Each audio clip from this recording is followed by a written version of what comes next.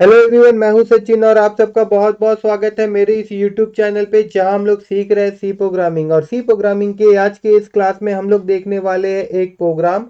और ये प्रोग्राम में हम लोग क्या करने वाले हैं कि हम लोग एक एरे लेंगे। जैसे कि यहाँ पे आप लोगों को नजर आ रहा होगा, एक एरे वाला प्रोग्राम हम लोग प्रीवियस क्लास में देखे थे, तो इसी एरे को मैं लूंगा और यहाँ पे यही वैल्यू ले लेता हूँ 4, 2, 5, 1 और 6। आज का प्रोग्राम में क्या करना है कि सेकेंड लार्जेस्ट वैल्यू डिस्प्ले करवाना है। कौन सा वैल्यू डिस्प्ले करवाना है? सेकेंड लार्जेस्ट वैल्यू को डिस्प्ले करवाना है। जैसे कि ये वाला एरे अगर देखे तो ये फर्स्ट लार्जेस्ट वैल्यू 6 है और सेकेंड 5 है, तो ये 5 को डिस्प्ले करवाना है हम लोगों को। ठीक है, तो अब ये होगा क्या, सबसे पहले तो हम लोग को लार्जेस्ट वैल्यू फाइंड करना होगा। सबसे पहले हम लोग को क्या फाइंड करना होगा? लार्जेस्ट। उसके बाद फिर हम लोग सेकंड वैल्यू को फाइंड करेंगे। कैसे होगा मैं आपको एक बार पहले पहले तो सबसे पहले लार्जेस्ट वैल्यू कैसे फाइंड करेंगे वो देख लीजिए। अब यहाँ पे स्मॉलेस्ट वाला लॉजिक आप देखे थे ना, बस वही हम लोग यूज करेंगे। फर्क क्या होगा कि यहाँ पे मैं वेरिएबल का नाम चेंज कर देता हूँ ताकि आपको कोई कंफ्यूजन ना हो। यहाँ पे LARG लार्ज ले रहा हूँ। और उसके बाद यहाँ पे जो हम लोग स्मॉल वैल्यू मान के चले थे ना कि पहला ही वैल्यू हमारा स्मॉल होगा, कुछ इसी प्रकार से यहाँ पे भी लॉजिक लगाएंगे हम लोग और ये मान के चलेगी कि पहला वैल्यू जो है ना वही सबसे बड़ा वैल्यू है। और फिर यही लॉजिक काम करेगा, बट यहाँ पे हम लोग करने क्या वाले हैं कि यहाँ पे हम लोग बोलेंगे कि अगर ये जो माने हैं हम लोग जो वैल्यू को लार्ज माने हैं, अगर उससे भी बड़ा कोई लार्ज वैल्यू है तो फिर जो लार्ज नाम का वेरिएबल है भाई उसके अंदर में इस वैल्यू को डाल दो। उसके अंदर में इस वैल्यू को डाल दो। इस प्रकार से हमको लार्ज वैल्यू मिल जाएगा। यहाँ पे मैं लिख देता हूँ LARGE लार्ज, है ना। अभी इसको मैं जस्ट सेव करता हूँ एंड देन राइट क्लिक करूंगा मैं। यहाँ यहीं पे जाते फाइल में, और कहाँ गया फाइल में, एक मिनट। यहाँ पे अगर इसको मैं राइट क्लिक करूं और यहाँ पे देखिए ओपन कंटेनिंग फोल्डर इन CMD में मैं क्लिक कर दूं तो यहाँ आ जाएगा। और आने के बाद अब मैं यहाँ पे क्या करूंगा, मैं यहाँ GCC लिखूंगा and then the name of the file क्या है मेरा, PROGRAM प्रोग्राम .c। इंटर, उसके बाद A एंड देन टैब, और उसके बाद फिर इंटर। तो देखिए अब जो सबसे बड़ा वाला एलिमेंट है वो हम लोग को मिल जा रहा है। ठीक है ना, सबसे बड़ा वाला एलिमेंट हम लोग फाइंड कर ले रहे हैं। ठीक है ना।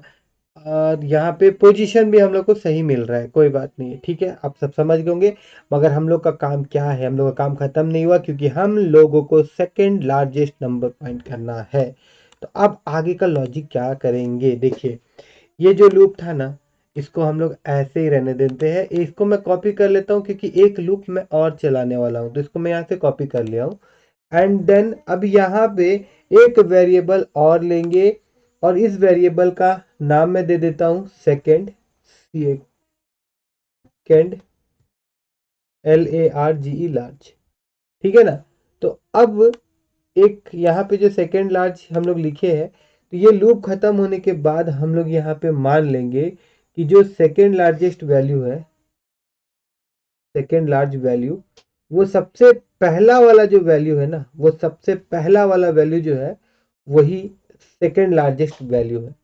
और उसके बाद में फिर हम लोग क्या करेंगे कि हम लोग लूप चलाएंगे और लूप के अंदर में हम लोग क्या करने वाले हैं कि यहाँ पे हम लोग इफ कंडीशन देंगे और बोलेंगे कि अगर मेरा जो एरे है उसके अंदर में जो एलिमेंट हमको मिलेगा 1 बाय 1 आई का मदद से, अगर वो नॉट इक्वल टू लार्ज होगा। अब ये लार्ज कौन होगा भाई, सबसे पहले हम लोग लार्ज को खोजे है ना ऊपर में। अगर ये लार्ज का वैल्यू के साथ बराबर नहीं होता है, अगर ये लार्ज के वैल्यू के साथ बराबर नहीं होता है तो क्या करो, तो आप एक काम करो, आप यहाँ पे फिर चेक करो कि एरे आई जो है, मतलब फिर एरे आई जो एरे का जो एलिमेंट है, अगर वो लार्ज से बड़ा होता है, अगर वो लार्ज नहीं, सॉरी, यहाँ पे चेंज करना होगा हमें। अगर वो सेकेंड लार्ज से बड़ा होता है, यहाँ पे तो लार्ज ही रहेगा, एक मिनट, यहाँ पे अगर वो सेकेंड लार्ज वैल्यू से बड़ा होता है, जैसे ऊपर में हम लोग मान के चले थे ना कि पहला वाला ही जो होगा वो सेकेंड लार्जेस्ट वैल्यू है, तो यहाँ पे हम लोग बोल देंगे कि अगर वो सेकेंड लार्जेस्ट वैल्यू से बड़ा होता है तो यहाँ पे हम लोग सेकेंड लार्जेस्ट वैल्यू को चेंज करवा देंगे और बोलेंगे कि जो वैल्यू मिला है अभी, जो कि सेकेंड लार्जेस्ट वैल्यू से बड़ा है, उसको आप यहाँ पे इनिशियलाइज कर दीजिए। और पोजीशन का तो यहाँ पे कोई दरकार नहीं है, फिर भी अभी ये पोजीशन मैं नहीं दिखाना चाहता हूँ, इसको मैं हटा देता हूँ। एंड इस जो पोजीशन वाला लाइन है इसको भी मैं फिलहाल हटा देता हूँ।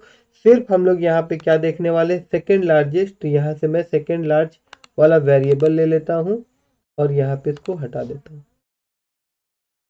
ठीक है ना। अब अगर इसको मैं एक बार सेव कर दूं, ठीक है, इसको मैंने सेव किया और चलिए एक बार देखते हैं कि सही तरीका से हमारा प्रोग्राम काम कर रहा है कि नहीं कर रहा है।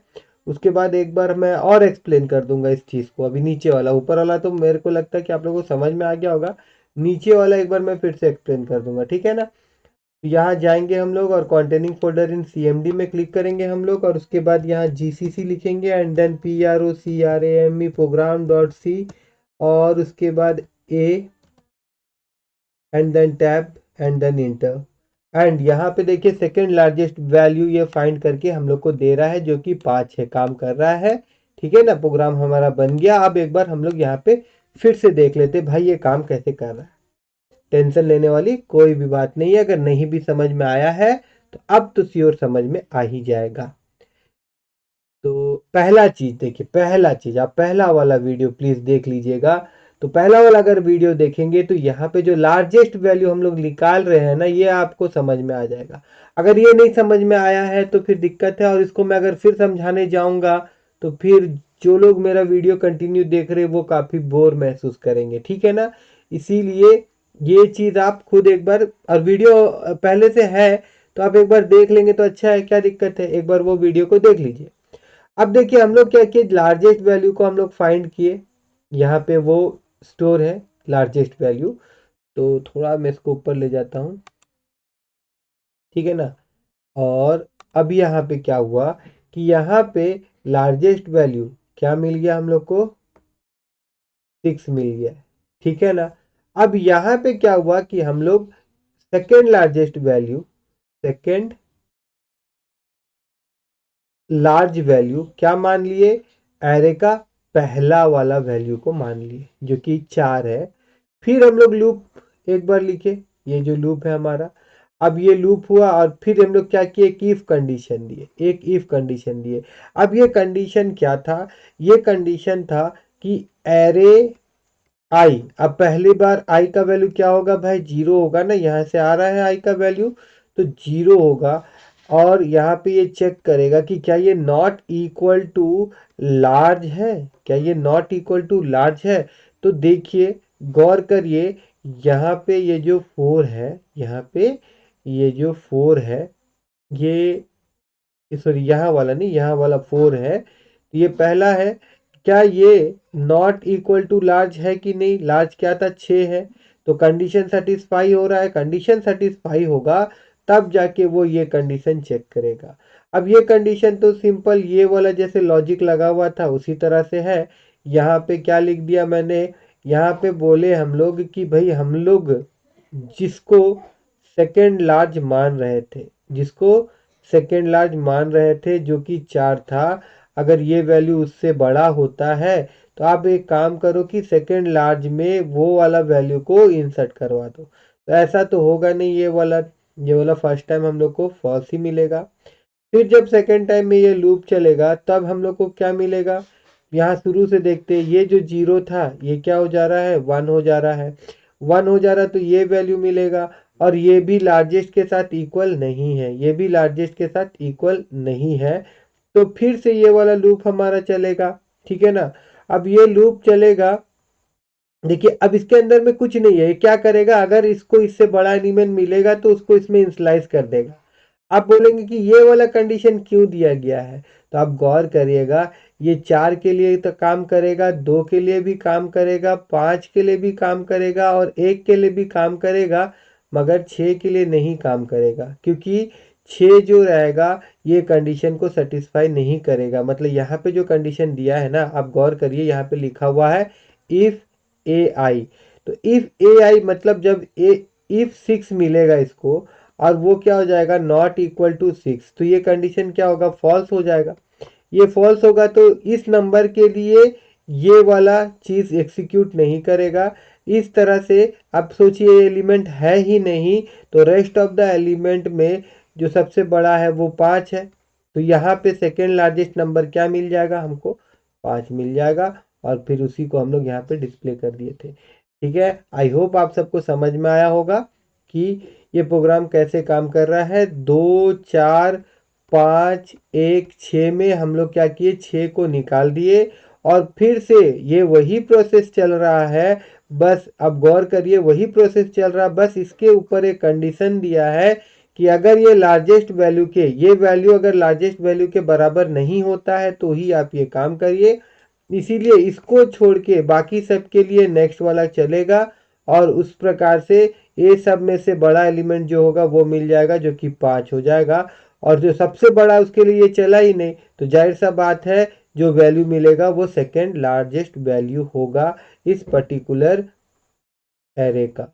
तो आई होप कि आप सबको समझ में आया होगा। और अगर ये वीडियो आप सबको अच्छा लग रहा है तो मेरे इस वीडियो को लाइक करिएगा, और अगर आप फर्स्ट टाइम मेरा वीडियो देख रहे हैं तो प्लीज़ मेरे चैनल को सब्सक्राइब करना मत भूलिएगा।